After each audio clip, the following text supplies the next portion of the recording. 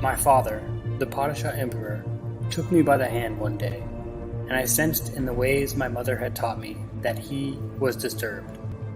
He led me down the hall of portraits to the ego-likeness of Duke Leto Atreides. I marked the strong resemblance between them, my father and this man in the portrait, both with thin, elegant faces and sharp features dominated by cold eyes. "Princess daughter," my father said, "I would that you had been older when it came time for this man to choose a woman." My father was 71 at the time, and looked no older than the man in the portrait, and I was but 14. Yet, I remember deducing in that instant that my father secretly wished the Duke had been his son, and disliked the political necessities that made them enemies. From In My Father's House by the Princess Irulan.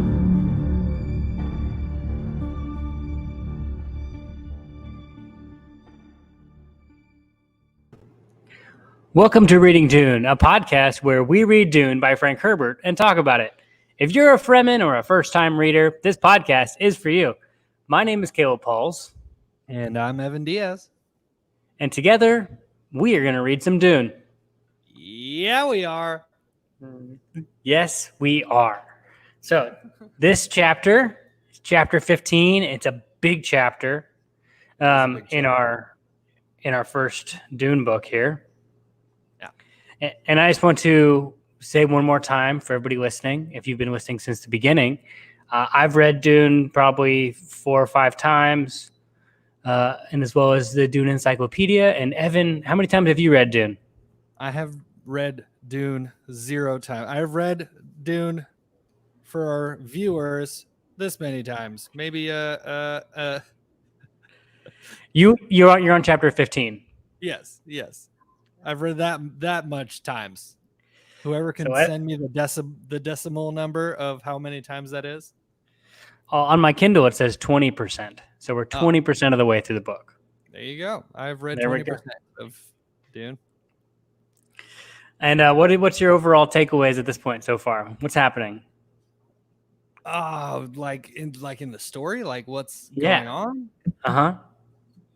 Well, the homie Paul used to live in a Eden planet called Caladan, which was really freaking dope and lush and full of water, and sneaky emperor and a really fat baron made his dad move his whole operation to a big desert planet called Arrakis, and it's dangerous and there's giant worms, and basically death is around every corner at all times, and everyone has plans within plans to kill everyone else who also has plans within plans.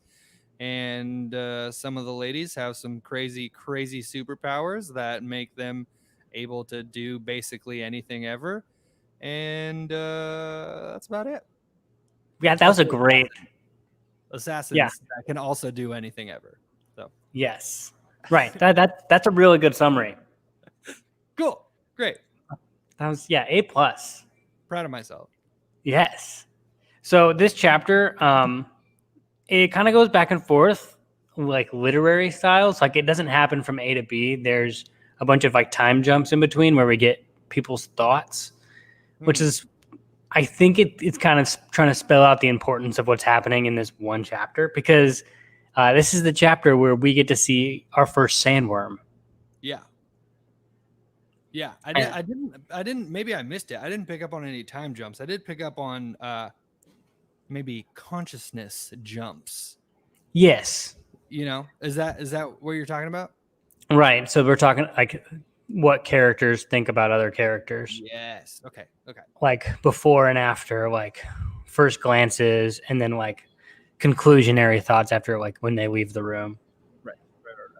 And so for Lost, where it's no. And we're suddenly back in Los Angeles, No, nothing like that. Not quite yet. Paul does not have any dreams in this chapter. Because in the beginning he was seeing dreams like he had the dream of the girl with blue eyes. Yeah, and everyone was kind of freaked out, but he was like, "What? I'm just having a dream. What the heck?" Right, and the Reverend Mother is like, "Do you do this? Does this happen often?" He was like, "Yeah, pretty much." Yeah. I love how casual Paul is about like basically being this like completely unique superhuman crazy person. He's just I don't like, think well, he knows that yet, right. but It's yes, standard. It's his normal as being the superest person. the superest person there. Yeah, well, it's because he doesn't have anybody to compare himself with. He's the only kid. Right, I guess. Like, there's no one to bully him into thinking he's lesser than. Right. Right. All right, so let's go for this quote. It's from another book by the Princess Irulan. Yeah. So now we have kind of seen that Princess Irulan is the Emperor's daughter. Yeah, which there was no mention of that before this. Right. Yeah. I thought it was pretty cool. I was like, what? That's who That's she's it. the princess of. Okay. Yeah, of the whole Imperium. The whole joint, dude. And I think what's interesting about this quote, because the quotes at the beginning of each chapter like jump around. Some are historical, looking back over hundreds of years. Some are songs, but it's mostly like reflecting backwards on time. This one I think is happening at the exact same time. Oh. Yeah. Okay. So the quote was written when this incident took place. Yes. Interesting. So as Paul and the Duke are getting introduced to Kynes and they're having their visit, the Emperor is walking Princess Irulan down these halls saying, gosh, like, if only this could work, that you could marry him. Because, right, the Duke has been lamenting that he never married Jessica because he had to keep the option open politically. And this would have been a great option. But, however, she's not of age at this point. And so it's just, and the Emperor and the Duke are political rivals, even though they admire one another. Right. So it's like, ugh. And there's this sense that, like, gosh, I really wish we didn't have to do this to this Duke. We really like this Duke. Man. And Kynes said the same thing at the end of the chapter. Like, I really like you for some reason. I didn't want to like you. Because why wouldn't you like the Duke Leto Atreides? He is the man in all senses. I mean, he kind of loses it sometimes, but like every man does. Right. Yeah. All right. So this chapter, we're going to start with right off the bat. I think this is kind of one of those time jumps I was talking about, where I think this quote at the very beginning of the chapter kind of talks what Kynes is thinking about afterwards. He's reflecting back on his first encounter with the Atreides. He says, his first encounter with the people he had been ordered to betray left Dr. Kynes shaken. So Kynes was a stopgap. Gotcha. Like, it's part of Piter's plan that the ecologist is supposed to come in and try to kill the Atreides. Right. So if something would ever happen, when the troops come in and they leave or whatever, the ecologist is supposed to stop them and make sure they don't survive. So Dr. Kynes has been ordered to kill them. He prided himself on being a scientist to whom legends were merely interesting clues pointing towards cultural roots. Yet the boy fitted the ancient prophecy so precisely. He had the questing eyes and the air of reserved candor. Of course, the prophecy left certain latitudes to whether the mother goddess would bring the Messiah with her or produce him on the scene. Still, there's some odd correspondence between prediction and persons. So, with the missionary protectiva, right, that the Bene Gesserit have kind of put into place and instilled over the hundreds of thousands of years that they've been doing it, we only get the side of Paul and Jessica who've just kind of like stumbled into this. Yeah. We don't get to see the Fremen side, right, as they're shouting Mahdi, Mahdi in the streets.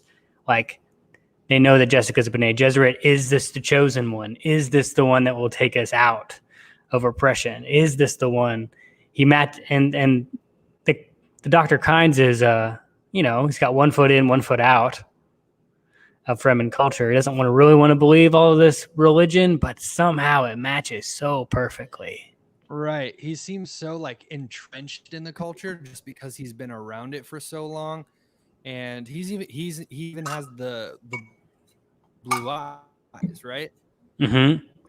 Yeah. So Yeah. like he's so deep into it that he's starting to go native, as they said in the book. Yes. So we'll back it up a little bit more here. Like, so in the appendixes at the end of the book, they talk about Kynes' father, Pardo Kynes, and he was then sent by the emperor to Arrakis to be their ecologist. Oh. And he loved the idea of seeing Arrakis as a project. Like, how could you make a desert planet into an Eden, an oasis? What would you need to do? What would you need to go for? And so he knew the only way to do this was to like get in with the Fremen. And so one day he was walking through the town and saw the Harkonnens beating up on some Fremen kids, and he decided to kill the Harkonnens in order to get them to stop. And the Fremen kids are like, whoa, why did you do that? Like, we had them. Like, I don't understand. Okay, but now we kind of owe you a life debt, a water debt. So I guess you can come back to the Sietch. So he gets brought back. And then he starts to see it like, oh my gosh, if we just had this and this is how we could turn this whole place into an Eden. And the Fremen are like, no way. Are you serious? Like, is this something we can actually do? And the Fremen are a religious culture as is, and so one of them was sent to assassinate him. And so as he's walking up, he's got the knife in his hand, about to stab Kynes in the back. Kynes sees him in the middle of the lecture he's giving because he's a scientist. He says, "Remove yourself," and then continues talking. And the guy just goes, "Huh?" Ends up turning the knife on himself and falling on it and killing himself, thus to remove himself from the equation. The Fremen then see this as an act of God, that God has sent Kynes to the people to tell them how to rebuild their planet. So, of course, then Kynes goes literally native, and the offspring is the Kynes we meet here, where they've set together all the plans in motion to turn Arrakis into a Eden that may take 500 years, but they've got the things in place, the little wind traps, they're collecting water, they've started to introduce flora and fauna, the hawks you might see in the chapter, or the mice have now been introduced to that keep the everything kind of moving, because he views the whole system as a closed system that all needs to work together in place to grow. And once you hit a certain tipping point, everything kind of like moves forward. Whoa. And cannot be stopped. Whoa. So that's where Kynes is coming from. That's his dad. Okay. So wait. Kynes did all this, or did Kynes' dad do all that? Kynes' dad did all this, and now okay. The person we meet now is the person that is carrying on the legacy. So he has blue within blue eyes. He's got everything, that he is in part of the culture, and he have kind of took his father's role from the emperor, just saying, I'm already here, I'm already doing the thing, I'll be your man. Okay, cool. So they have that whole kind of scheme working with the Fremen. Like the Fremen are working with Kynes to like make that all happen. Yeah, that's the Fremen ultimate goal. So that's their plan. That would be such good context to have while reading this chapter, but it's nowhere in there. No, right? Nowhere in there. No, yeah, that's on the back of the book. I'm here to give context to you as you've read it now, to understand the deep complexities of why the characters are doing certain things. Right. I'm just mad at Frank. Like, Frank, at least put an asterisk in there, man. Like, what are you doing? Check Appendix A. Yeah. All right. So yeah, that's who Kynes is. Okay. And so now we know that the Emperor has relayed a message to him. By the way, if anything goes wrong, kill the Duke. Just kill the Duke. Make it look like an accident, but you can kill him. Yikes. Yeah.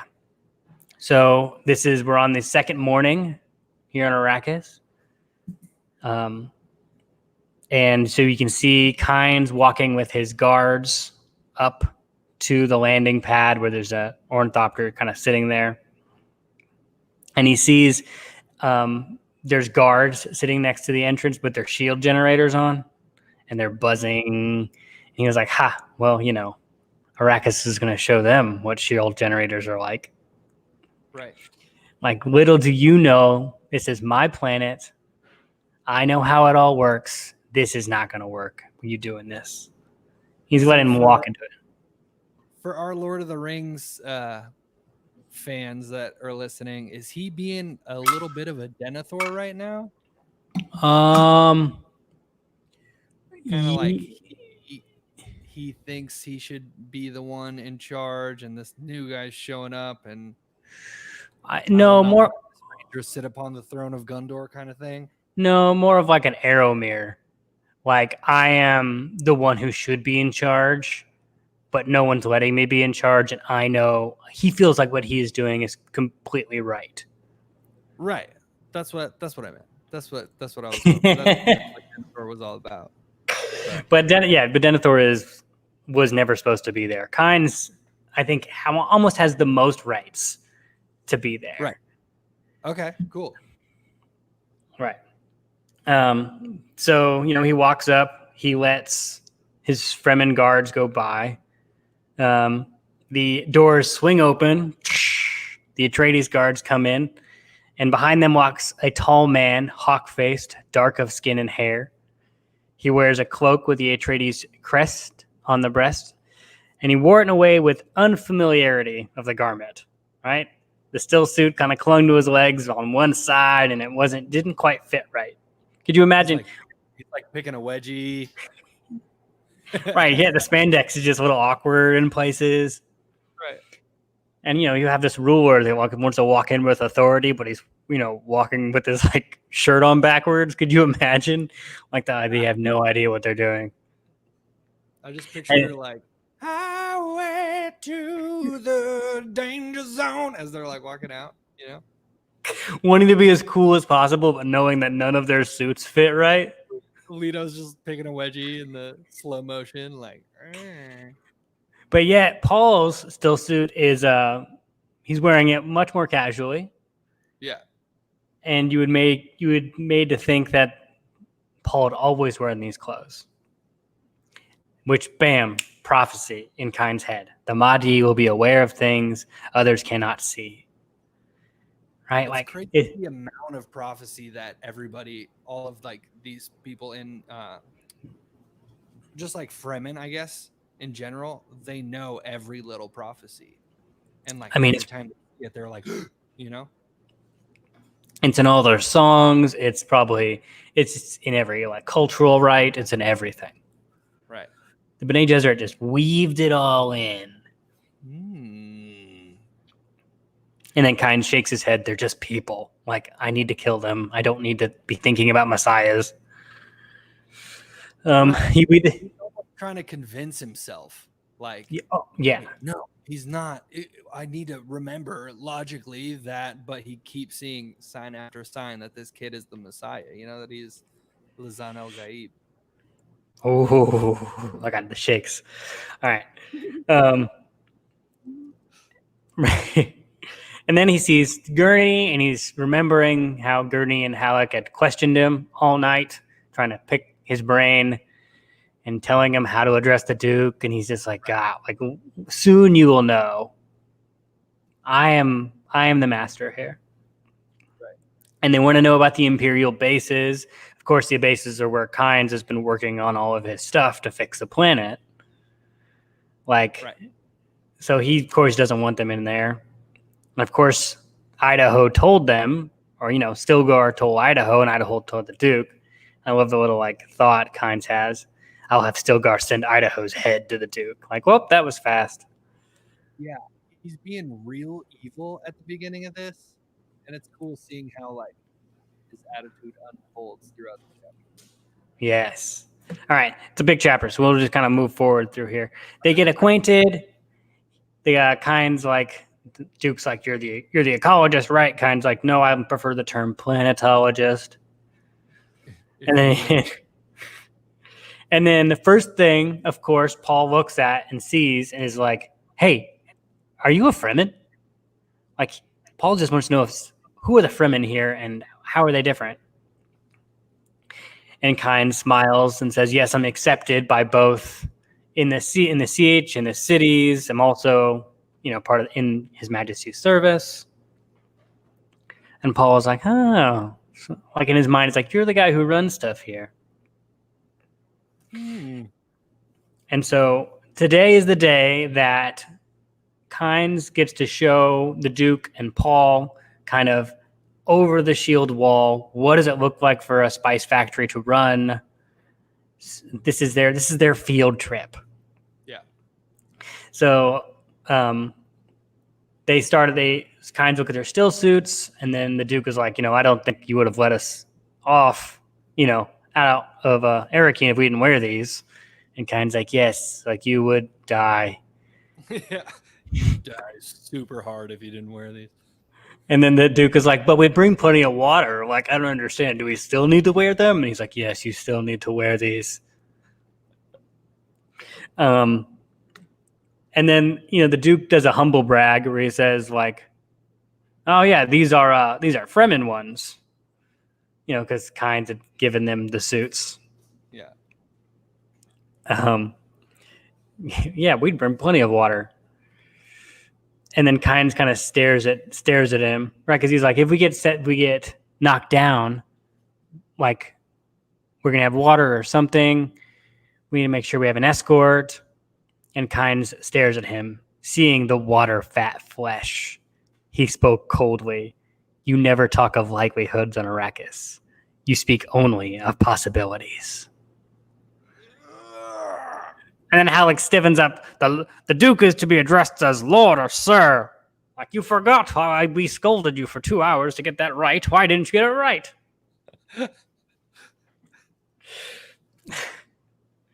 And so then Kynes kind of said, like, yeah, these suits, we kind of gave to him. Leto said, these suits and the consideration for the welfare will be remembered. Like, thank you very much. And right away, on impulse, Paul called a quote to his mind from the OC Bible that said, the gift is a blessing of the giver.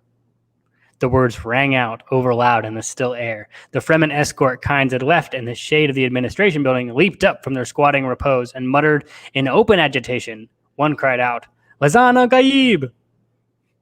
Kynes whirled, gave a curt chopping signal with his hand. Stop it, stop it, stop it. Stop being awkward. Be cool, be cool. Waved the guard away. They fell back, grumbling among themselves. And that's where the Leto kind of turns and goes, most interesting. Because Leto had told Paul, like, if everything goes haywire, you may want to, like, lean hard into this. Yeah.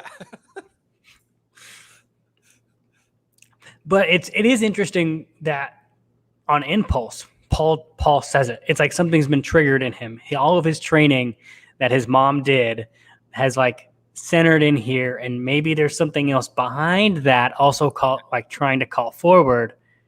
Because what also happens is they go through the suits, right? And then Kynes comes kind of real close to the Duke at one point in time. And the Duke's like, yes, like you may come close and fix this. And Kynes is like, let's just go straight to that point. Yeah. I was like, I can't. Go ahead. Maybe Paul was just trying to beat Gurney to the quote of the day right there. Maybe Gurney would have busted out the quote before him, but he was like, threw it out. We're going to quote the OC Bible once, Gurney. I'm going to do it.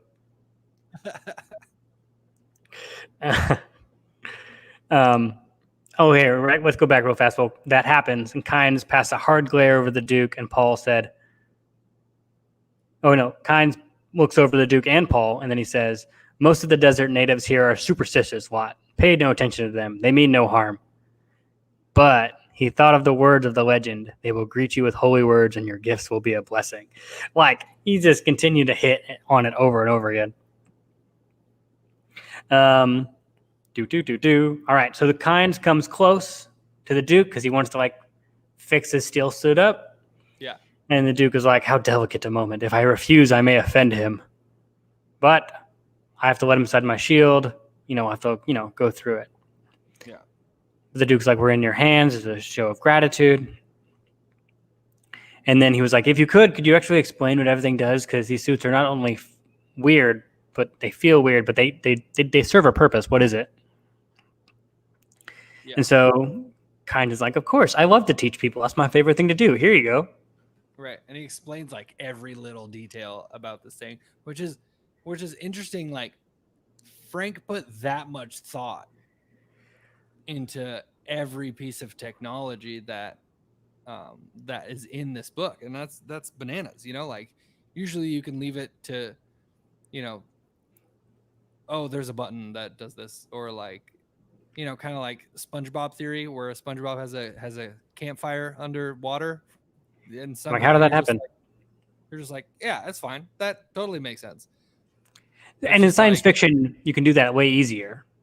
Right. But he really thought through like the process of how the Stillsuits work, which is pretty nuts. So he says it's a sandwich, right? So there's 2 layers, one on the skin contact, which perspiration passes through, and then that goes into the next layer that cools the body, but it doesn't evaporate. And then you have heat exchange filaments and salt precipitators, and the salt is reclaimed. Of course, he's saying all this while going through it. And the Duke lifts his arm as a gesture and said, most interesting. Kynes says, breathe deeply. And then Kynes kind of like wraps it around him. And the motions of the body, especially breathing, he said, and some of the osmotic action provide a pumping force. He loosened the chest fit slightly. Reclaimed water circulates to catch pockets, which you can draw through the tube, right? He like says, right, as that's on his neck. Yeah. And then the urine and the feces are processed in the thigh pads, he said, right? It's got to go somewhere. And in the open desert, you wear the filter across your face so moisture doesn't get out there. And the tube in the nostrils, so the weird thing, so the tube that goes here, are a tight fit, so you don't lose moisture there. And with a good Fremen suit, in good working order, worn right, you won't lose more than a thimble full of moisture a day, even if you're caught in the Great Erg, which is the big desert. Yeah. That blew my mind. A thimble full, it's like a little boop. I'm doing visual things and I forget that we're recording a podcast, so people are gonna know what my sound effects mean. It's a really tiny vessel for. But if you want to see what Evan is doing, we're also on YouTube reading Dune, which we record live on. So if you want to watch live, that's when we do it, and that's where we do it from. So make sure you subscribe, hit that bell icon, ding, and you make sure you get notifications. Back to the story. Good plug. Thanks. I've been practicing. All right. So we know all this. He kind of says it to Leto and kind of puts it all right. And then Leto turns to Paul. All right, let's have a look at you. And the Duke was like, good. He's going to take care of Paul as well. Paul stood passively as Kynes inspected his suit. It had been an odd sensation putting on the crinkly, slick surface garment. In his foreconscious, in the foreconscious, he had been the absolute knowledge that he'd never worn a stillsuit. Yet, each motion of adjusting the adhesion tabs under Gurney's inexpert guidance had seemed natural, instinctive. When he had tightened the chest to gain maximum pumping action for the motion of breath, he had known what he did and why. When he fitted the neck and the forehead tabs tightened, He knew it was to prevent the friction of blisters. Kynes straightened, stepped back with a puzzled expression. You've worn a stillsuit before? He asked. This is the first time. Then someone adjusted it for you. No. Your desert boots are fitted slip fashion at the ankles. Who told you to do that? It seemed the right way. It most certainly is. And Kynes rubbed his cheek, thinking of the legend. He shall know your ways as though born to them. We waste time, the Duke said. Way to go, Duke. Way to ruin a good moment. Right. So prophecy coming true here, Leto. Can you back up for a second? Right, we're trying to save your son here. But then again, there's that thing in that foreconscience, that thing that just pops up that Paul just instinctively knows because there's something inside of him telling him. Right. And I pictured when it said Gurney's inexpert advice, Gurney was like, I think this has to go. And Paul's like, no, Gurney, get away from me. Do it. You know? No, it's like Gurney says, oh no, you do this. I've done it this way my whole life. Like, this is the third time you've put one on, Gurney. You don't know. All right, let's get into the Thopter, right? We got a long way to go.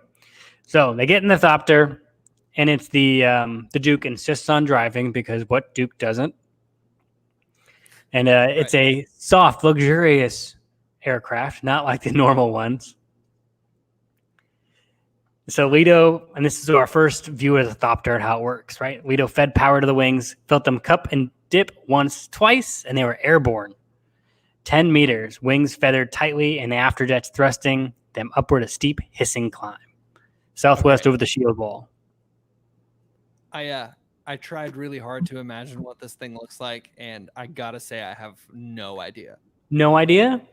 No, because at first, when they first said the name in the last chapter, I was like, oh, it's probably just like a helicopter. But then it's like wings cupping, and I'm just like, I'd like to pride myself on my imagination, but I couldn't really figure out what it was supposed to look like. I guess I'm just gonna have to watch the movie when it comes out. Yeah, that's definitely one way to look at it. A lot of the tech vehicles in Frank Herbert's world have an insect quality to them.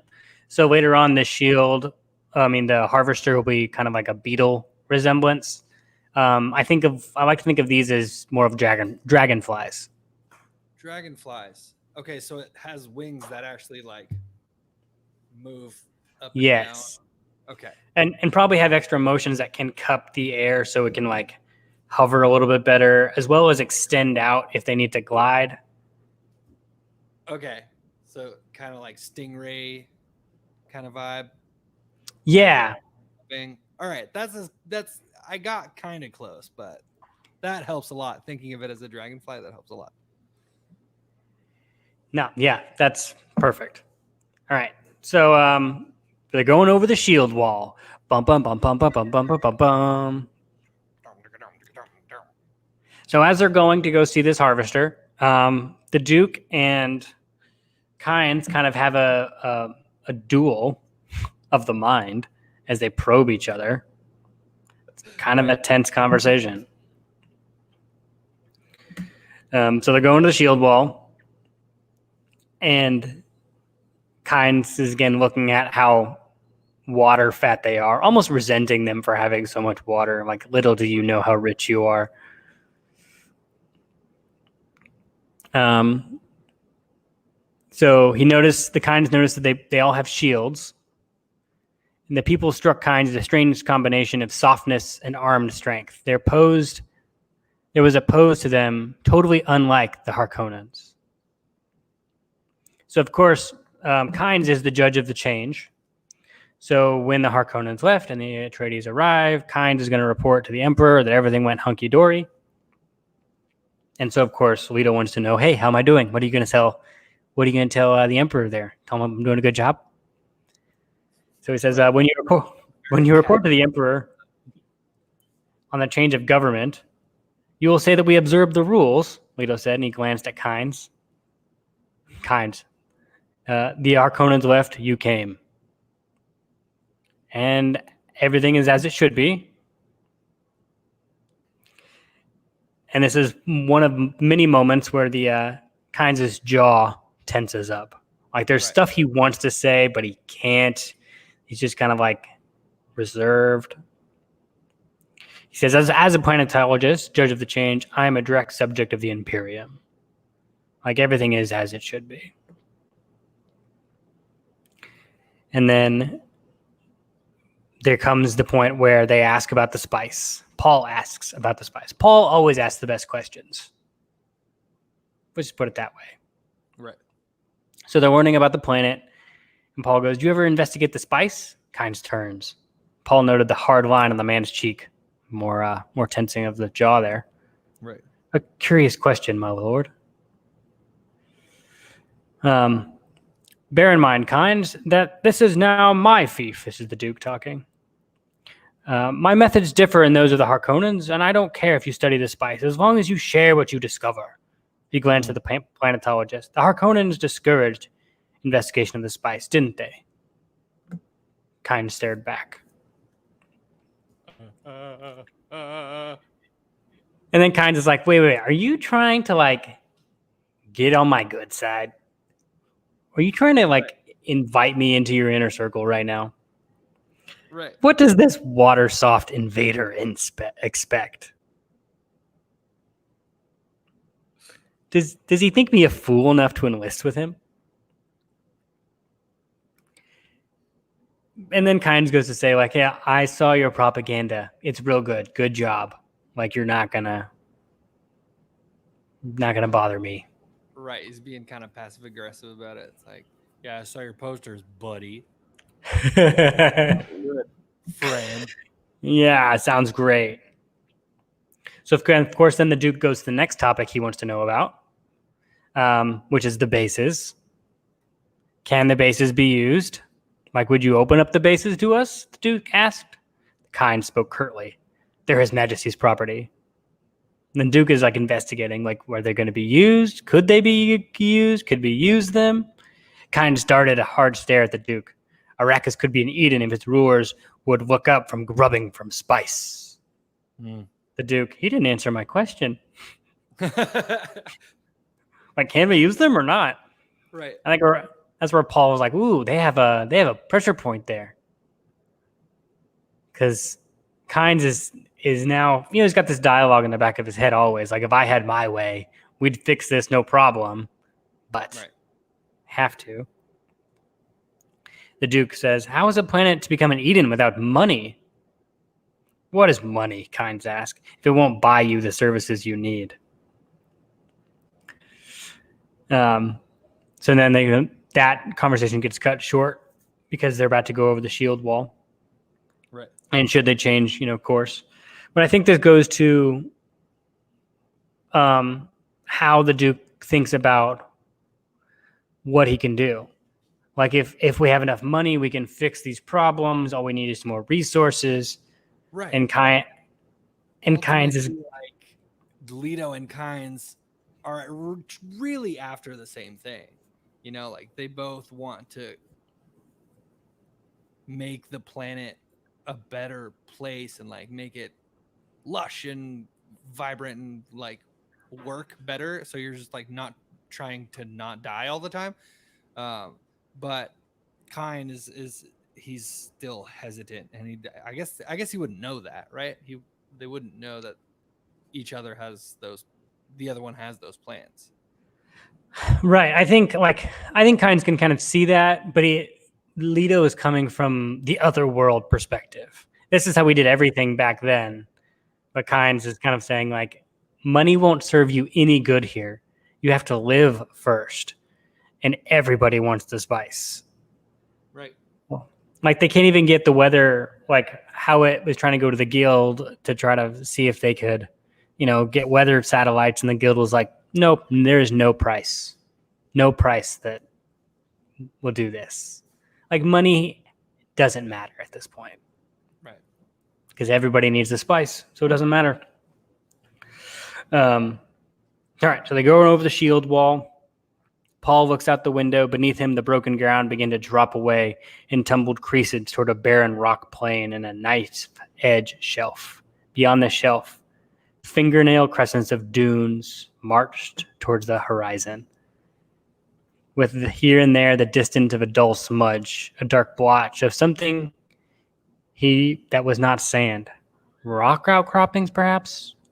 In the heat-addled air, Paul couldn't be sure. Paul's first question.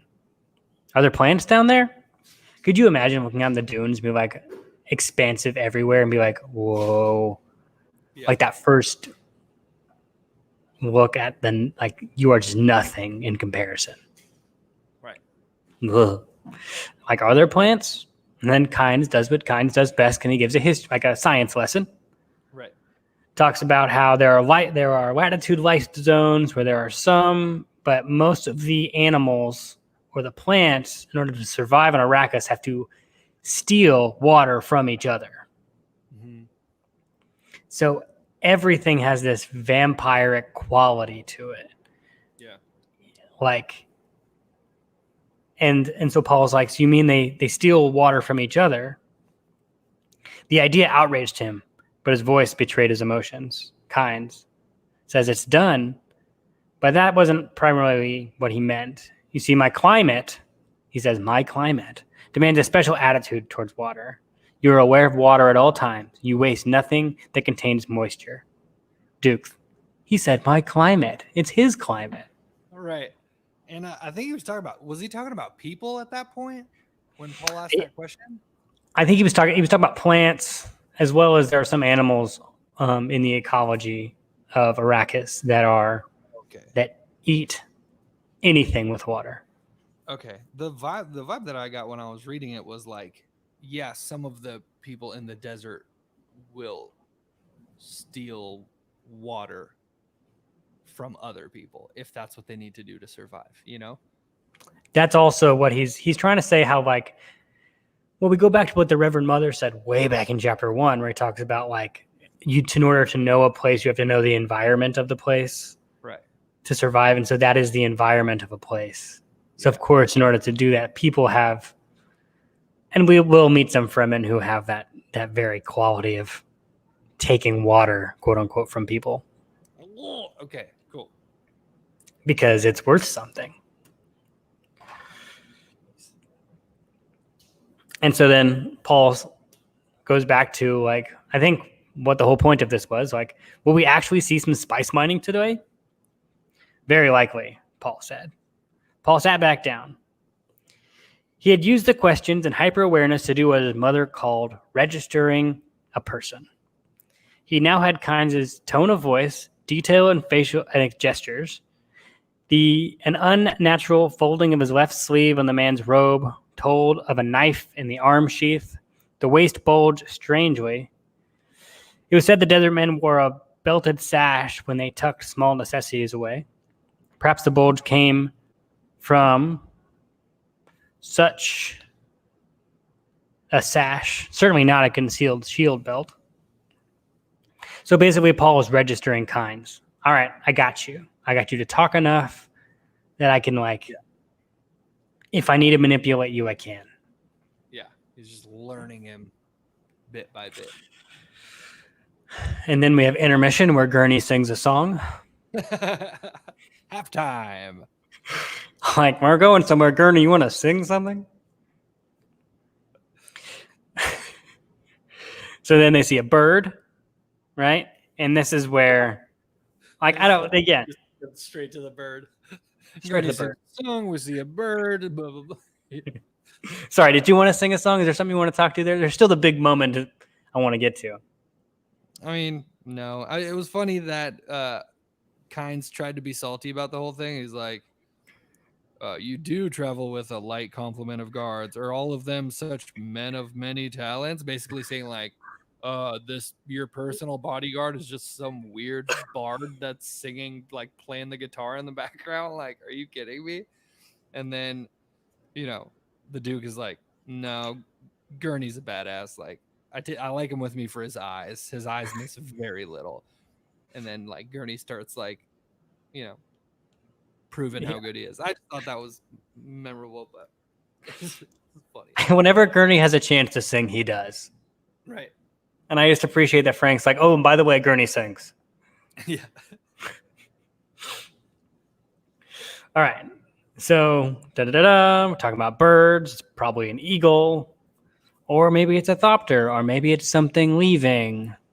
I think Kynes kind of brushes that off really fast. I have some theories of what it might be. But I don't know. It could just be theories, and it could just be an eagle. Well, it says that the other ship, the escort, like looked at it in full amplification, and they saw that it was a bird. Yeah. Do we trust the other people though? I mean, they're Atreides, aren't they? I think so. But there should be another ship going with them. But yeah. Gosh. Can't trust anyone. Can't trust anyone. The Duke asked a really good question. Has anyone walked out of the desert? Halleck music stopped.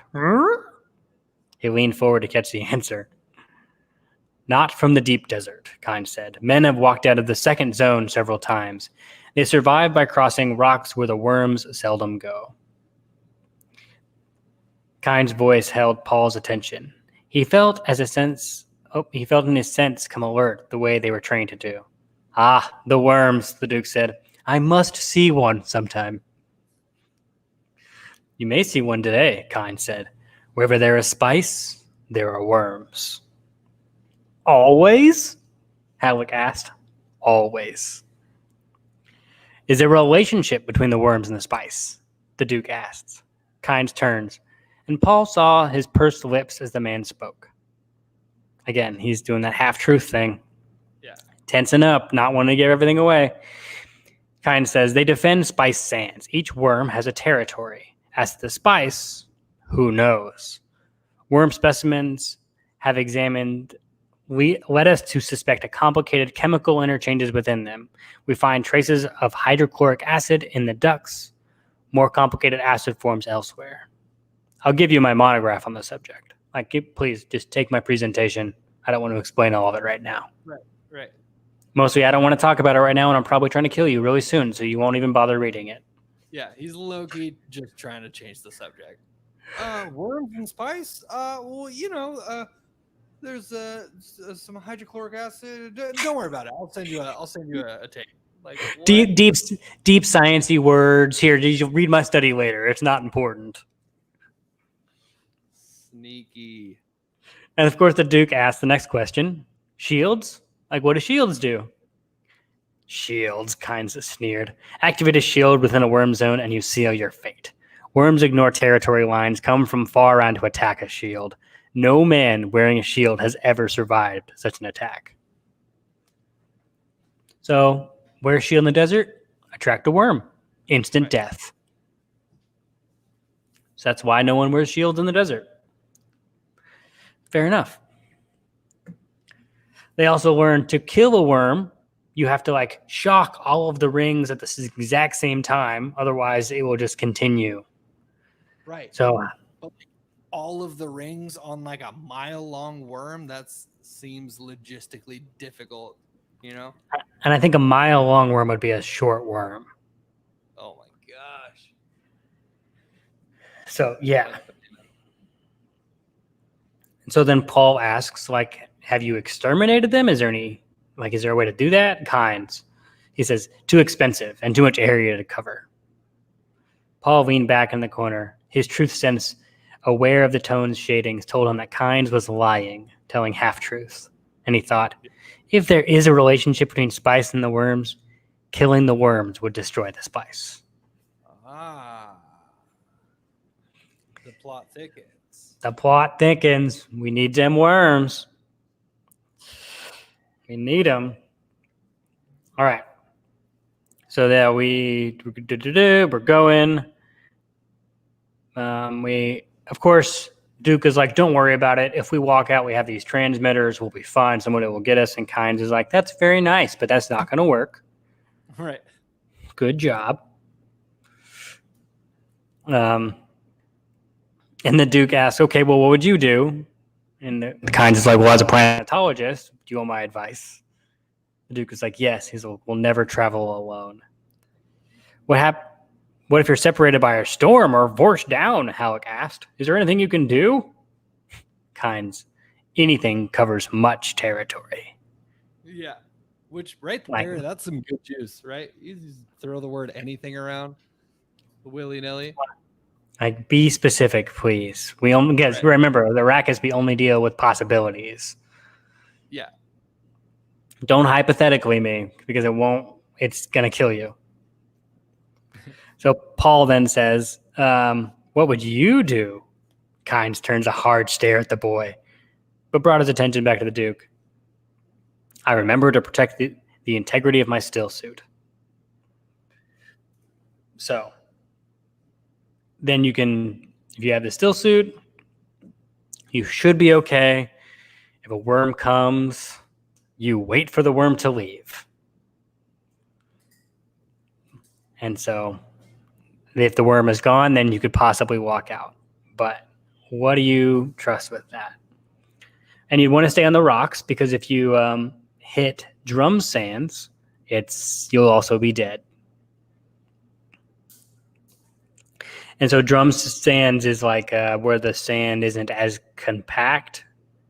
So if you hit it, it like sets off a chain reaction, like an avalanche around it, which of course draws the worm. Okay. I thought it was like the other way around. Like the sand is so compact that like when you step on it, it causes like a vibration. I think there's like pockets of it. Okay. But if you don't know where the pockets are when you're walking, so it's best that you stay on the rocks. Right. And then the tidal dust basin, that is interesting. You want to talk about that? Certain depressions in the desert have filled with dust over the centuries. Some are so vast they have currents and tides, and will swallow the unwary who step into them. That's creepy. Like an ocean of sand that the moment you walk into it will just sweep you away. And I mean, if I would do what Gurney Halleck does upon hearing that, because I would sing a song.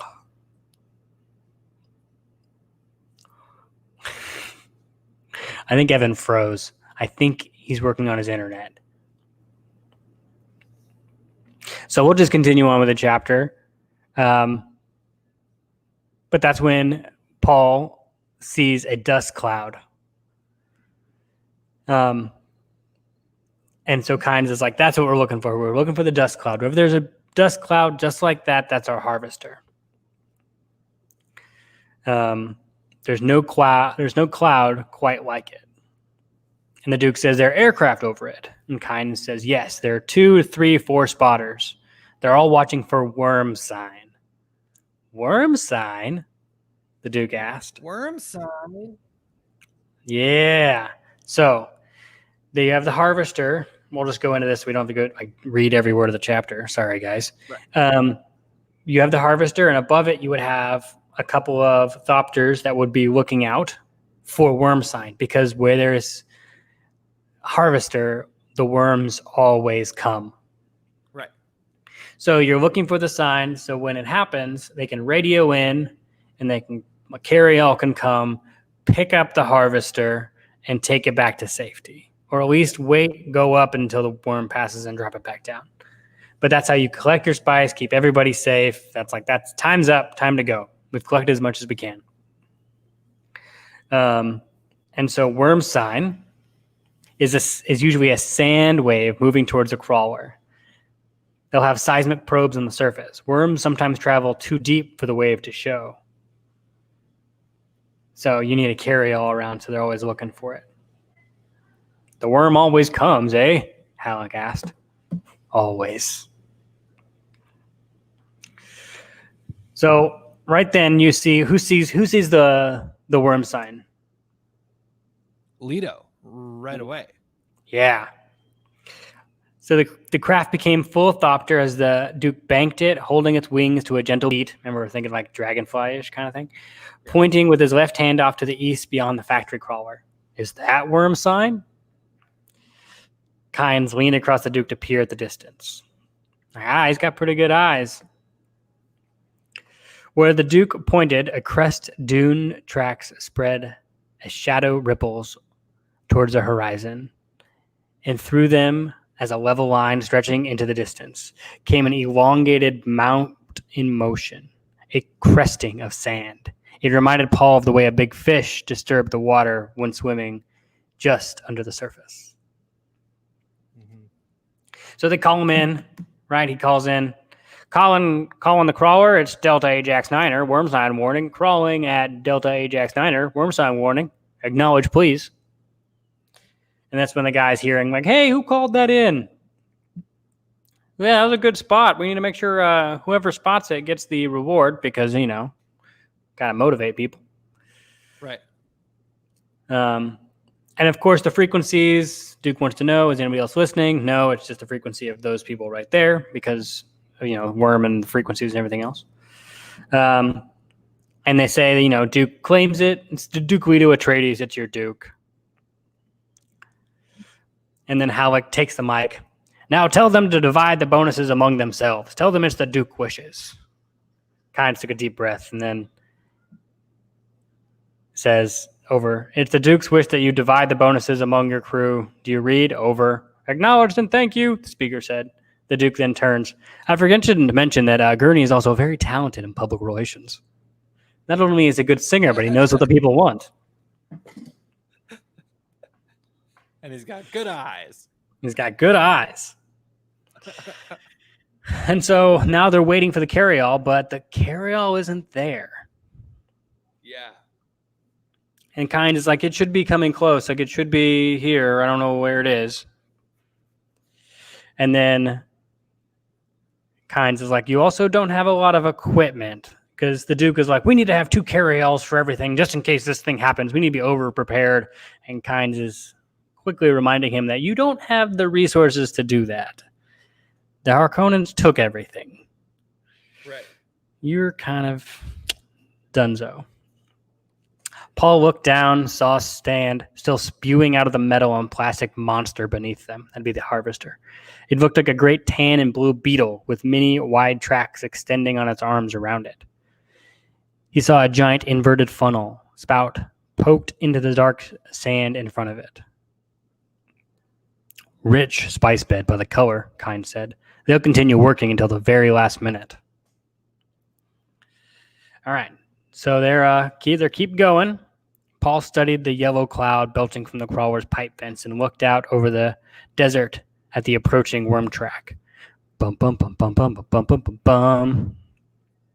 So now they're trying to find the carryall. Where'd it go? It's not there. Right. And it's the Atreides men who are asking these questions of like, what happens if it's not there? Like, where would it have gone? Shouldn't we have heard from it by now? Something weird's going on. Hey, and they escalate the situation, They definitely, yeah, like what's happening? What's going on? And, Kynes is like, well, maybe something happened. Maybe it's been forced down. I don't know. But if the carryall isn't there, the factory and all the spice go bye-bye, along with everybody inside of it, because the worm's going to come gobble everything up.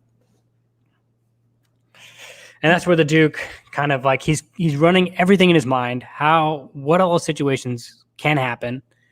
And then he decides to take action. And what's he going to do? The Duke is going to get everyone out and put them all on the thopters and just carry everybody away. So Kynes returned to the working frequency and a voice blasted from the speaker, right? And the guys are like, no, let us stay. We're almost at a full load. We can't leave that for the damn worm. Don't leave the spice. That's where the Duke grabs the mic. Damn the spice, the Duke barked. He grabbed back at the microphone. We can always get more spice. There are seats in their ships for all 3 of you. Draw straws and decide any way you'd like. But we're going. That's an order. He slammed the microphone back into Kynes' hands and muttered, sorry, as Kynes shook his injured finger. Yeah. How? He hurt Kynes in the process. But so like his original math was basically like, we have space for everyone except 3 of them, and then he finds a way, right? Like by the end of it, he finds a way to get everybody. Yeah, he throws seats out and throws the shield generators out because we don't need shield generators anymore, and gets everybody in. Yeah, but now he's and Kynes is almost trying to not let it happen. He's like, no, don't land. The sand is too soft. There are too many men. It's not gonna work. And besides, if you put this many men on, you're gonna snap the wings. Like, what's going to happen? The Duke says, not on this ship. This is his ship. The wings tipped back, break the Thopter to a skidding stop within 20 meters of the factory. The crawler went silent now. No sand spouting from its vents, only a faint mechanical rumble, becoming more audible as the Duke opened his door. Immediately, their nostrils were assailed by an odor of cinnamon, heavy and pungent. That would be the spice. With a loud flapping, the spotter aircraft glided down to the sand on the other side of the crawler. The Duke's own escort swooped in line to land with him. So we got the Thopters on the ground. Paul, looking out of the factory, saw how the Thopters were dwarfed by it. Gnats beside a warrior beetle. Just to give you scope and size. Right. Huge.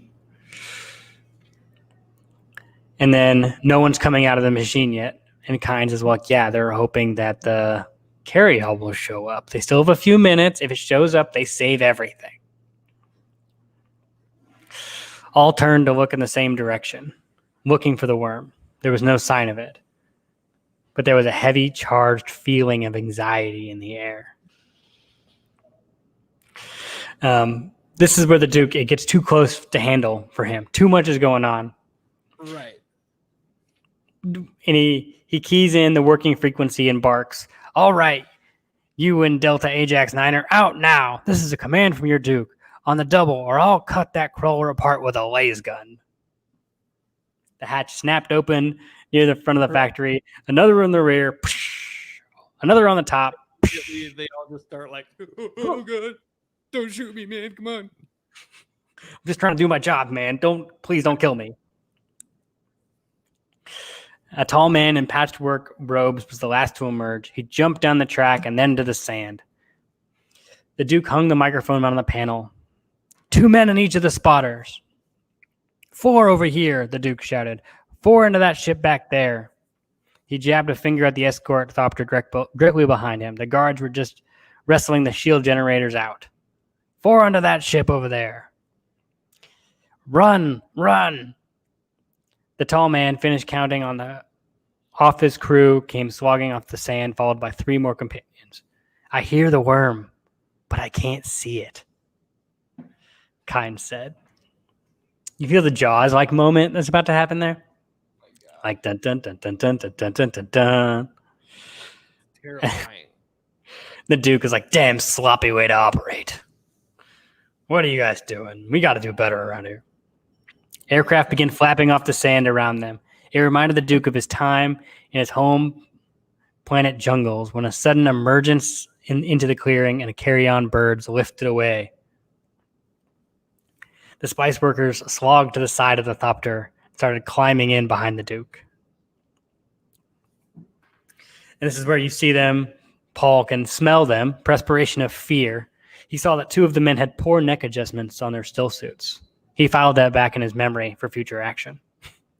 Right. This is Paul being a robot, you know? Yep. Like, yep. Save that one later. Yep, definitely. That's the Mentat brain kicking in. The last man came gasping into the rear and said, the worm, it's almost on us. Blast off. The Duke slid into his seat, frowning. Said, we still have almost 3 minutes on the original contact estimate. Is that right, Kynes? Almost exactly, my lord, Kynes said. This is a cool one, this Duke. That's what I thought. Right. This guy's on top of things. This all right. Interesting.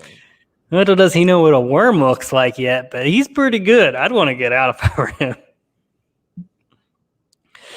The Duke nodded, watched the last of his escort take off. He adjusted the igniter, glanced once more at the wings, the instruments, and punched in the jet sequence.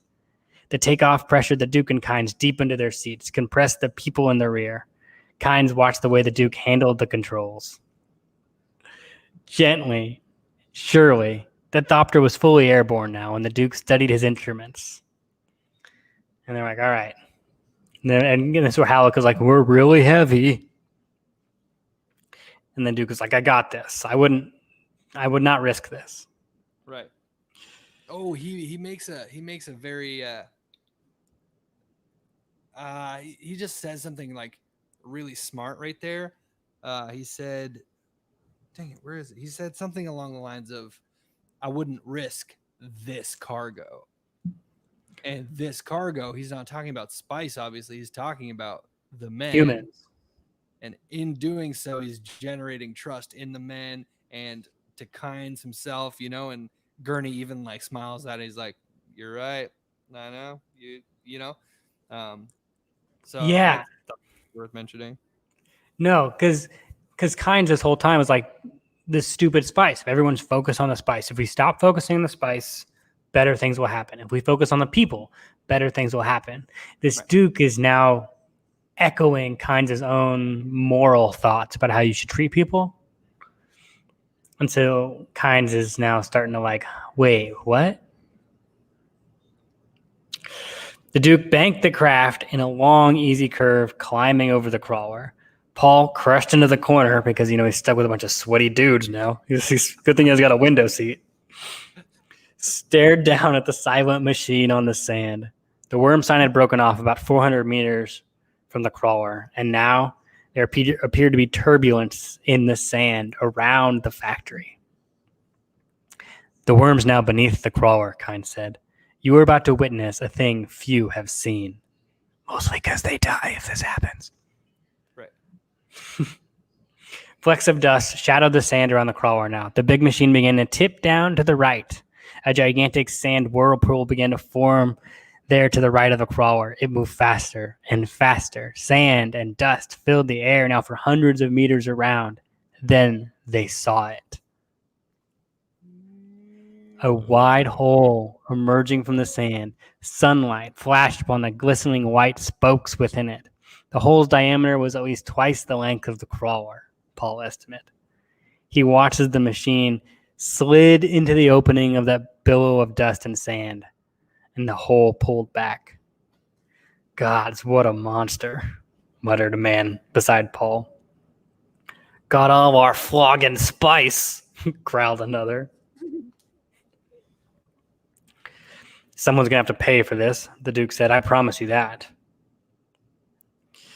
In the silence that followed, they heard Kynes. Bless the Maker and his water, Kynes muttered. Bless the comings and the goings of him. May his passage cleanse the world. May he keep the world for his people. What are you saying? The Duke said. But the Kynes remained silent. Paul glanced at the men crowded around him. They were staring fearfully at the back of Kynes' head, and one of them whispered, Liette. Kynes turned, scowling. The man sank back, abashed. So Liette is the term that we know that Howard knows that all the Fremen call, as the leader of the Fremen is Liette. Gotcha. So Kynes is the leader of the Fremen. I missed that completely when I was reading through. So you're supposed yeah. Yeah. I forgot about that. Right, yeah. It's nice to have a little context, especially when even if you're reading fast. This is the stuff you miss. Like, wait, what? Right. That was because it's mentioned once, twice. And Kynes doesn't want them to know how powerful he actually is. That's why he turns around scowling, like, don't give away my cover here, man. Yeah, Kynes is just like time after time looking at these his people or whatever. He's like, be cool, baby, damn. Stop, please. They can't. Don't let them know. And this is where the men kind of talk back and forth, and then Paul is kind of listening. I think Paul is observing them at this point. Who are these people? Who are these men? Yeah. Leto began easing his thopter out of its great banking circle, stopped at the new sign of movement on the sand. The worm had withdrawn into the depths, and now, near where the crawler had been, two figures had been seen moving north away from the sand depression. They appeared to glide over the surface with hardly any lifting of dust to mark their passage. "Who's down there?" the Duke barked. "Two Johnnies who came along for the ride," said a tall man. "Why wasn't something said about them?" It was a chance they took, sir," the Dune man said. "My lord," said Kynes, "these men know it's little use to do anything about men trapped in the desert in worm country." And the Duke was like, "We'll send a ship for them. No, how you should know we leave no men behind at this point. What are you doing?" Right. And Kynes is like, "As you wish, but likely they'll be dead by the time anybody gets here." And the Duke was like, "We'll send a ship anyway." Paul and his critical brain, they were right beside where the worm came up. How did they escape? And then the side of the hole caved in and made the distances deceptive, Kynes said. So he's basically saying they weren't that close, but they probably were. Right. Then Halleck was like, "You're wasting fuel. We need to get back. There's a lot more people on here." Paul thought about what the Dune men and Kynes had said. He sensed half-truths, outright lies. The man on the sand had glided across the surface so surely, moving in a way obviously calculated to keep from luring the worm back out of the depths. Fremen, Paul thought. Who else would be so sure on the sand? Who else might be left out of your worries as a matter of course because they were in no danger? They know how to live here. They know how to outwit the worm. Paul asked then, Kynes, he asked him, he goes, "What were Fremen doing on the crawler?" And again, Kynes whirls around. Like, "What are you doing?" And this is, Kynes is just, again, caught in his head over and over again. Like, who is this kid? And he remembers the words of the legend. "The Wazan el-Gaib shall see through all subterfuge."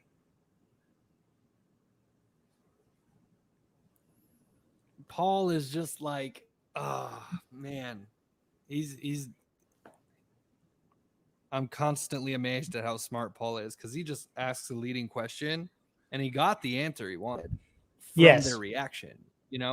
Clearly you're hiding something from me, so I'm just gonna say, "What were Fremen doing on that crawler?" And kind turning around and being all upset, and the worker is kind of like, "Who's this kid?" And he's like, "You can't tell Fremen just by looking at them. Stop it. Stop." And he gets upset, and Paul's like, "All right, so they were Fremen." Yes. Paul heard the falsehoods in their voices and felt the menace. And Halleck evenly got instinctively guarded, like the tension in the room, like you're obviously hiding something. Paul spoke dryly. Right. "A terrible place for them to die." Like he's going to, lead into that. Without turning, Kynes said, "When God hath ordered a creature to die in a particular place, he causeth that creature's once to direct him to that place." Which is so grim. It is so grim. Leto turns and gives a hard stare at Kynes. It reminds me of, I wrote here. Okay, so this quote, when God wants a creature to die in a certain place, he creates that creature's wants and desires to go to that place. It mirrors the same thing that the B'nai Gesserit quote that Lady Margaret Fenring says, "The proximity of a desirable thing tempts in an overindulgence, and on that path lies danger. The thing you want could kill you if you get too close to it. And if God had wanted you to die in a certain place." Yeah, the two quotes are like saying the same thing from different vantage points. Yes. That's super interesting. So maybe, because we know that there's nothing for the Father. Right. What if God has ordained Leto to die here, in the Fremen way of thinking about it, because all of his wants and desires for nobility, for doing the right thing, has led him to this juncture to take in a bet he cannot win. Like it's this weird thing of like your wants and desires leading you to a place where you are ultimately doomed. Like, is there a way around it? When God hath said you will die here, this is where you will die. Yeah. Gosh. All right. So then we get the last little bit in this chapter where it kind of looks inward to himself.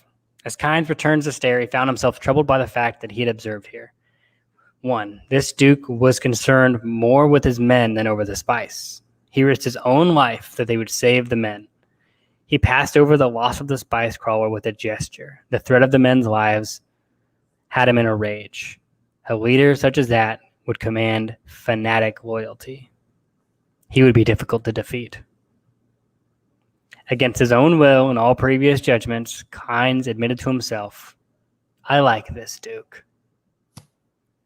Right And- there, he went from like a sneaky, evil, like villainous person at the beginning of this chapter to like, I like this guy. You know, I thought Yeah. that was awesome as I read through this chapter. It's just like a complete 180 shift just from Leto being the way he is and like standing up for what he believes in, you know? Right, yeah, and just the way that Leto is, he does. That's what the same thing in the quote, like the Padishah Emperor. Like, I like this dude. I wish he could be the next emperor if things worked out, but politically it doesn't, and he has to die. It's just rough for the Duke. Right. And that brings back the whole thing where Leto is just not happy with the system, you know, because even the emperor isn't really happy with the system. He's like, oh man, this Duke is just such a good man. He's like so righteous. There's like something about him that I wish he could be the emperor, but because of our BS politics and all this like mucking about that we have to do to like follow policy, like he has to die instead of becoming the emperor, you know? I love how, like, I know where this ends. You have no idea. But I know people that have read this book and still not captured the thematics like you just did of the entire book. Like, how the systems we wish to govern ourselves, we know what is morally right, but somehow there's something that just, we don't like it, but that's just the way it is. Ugh. And how do you change and get around that? Kynes is trying, right? He knows that spice is the only thing they care about, but they know Arrakis could be a garden. So he's like singularly focused on that outcome, and he will do anything in his power to do that.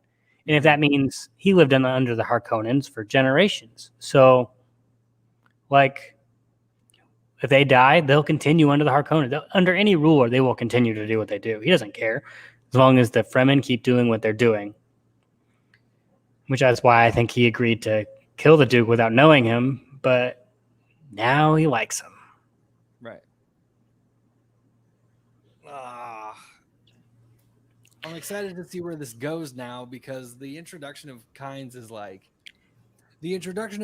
was interesting, and then this like shift in how he feels about the Duke makes it even more interesting. So not knowing where this is going, I'm like, what's Kynes gonna do next? Because what is Kynes gonna do next? How does this all work? And we got to see our first sandworm. It was minor, but crazy action sequence as it devours an entire factory. Right. And I mean, Kynes said it was a big one. Yeah. It was, so the mouth was like two sizes, like the factory easily fell into it. Right. This is exciting. As we're recording this, I think it's the first trailer for the new movie, for the new Dune movie, just came out, right?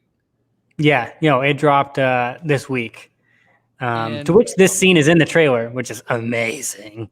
right, and I've been avoiding everything that has anything to do with the movie, like the plague, but now I'm seeing this trailer pop up on like every platform that I'm on, like every social media thing. It's like, and I'm just like scrolling really quickly past it. I don't know how much longer I can do this, man. Like, I think I'm just gonna have to go and watch the trailer and see the photos. And I mean, I don't think it will spoil anything. It's a trailer. right, but I was trying to have my imagination be my imagination for once, like I feel that. the Rings after watching Lord of the Rings and like that kind of thing. So I don't know. I think next episode you will find out if I gave in to the temptation or not. I can tell you I've watched the trailer at least 15 times. Came out like 2 days ago. Right. I'm just, always I'm just going over and over and over again. Because of course, we know the scenes. And there's been lots of scenes that we've already gone over that's in the trailer that you will recognize. Oh, okay. Yeah. Like first chapter scenes. Yeah. All and right. you're going to know a lot of the quotes. It will be, yes. I'm 100. Yeah, we have a couple more chapters before things really get unhinged. But we have another long one next week. A lot of politics on this next one. But if you wanted to find us on Twitter, we're on Twitter at Reading Dune. Email us anything you want, really. Pictures of worms that you find in your backyard or anything you know about Dune that may be helpful to this podcast. I'd love to get my hands on that. You can email us at readingdune@gmail.com. Also, we are live also every time we do this on Twitter on Reading Dune and on YouTube Reading Dune. Please also, give us a review on Apple Podcasts and Spotify. We're also on those platforms. That would be very nice. Evan loves to every little comment we get. I show Evan, and it's like his birthday every time it happens. I love it. It's like, wait, there's actually real human persons out there consuming this content. This is amazing. And we have like 20 followers. I mean, I'm having fun. You're having fun, and Dune is amazing. It is pretty amazing. I'll give you that. All right, friends. Well, you make sure to stay spicy, and I will see you next chapter. See ya.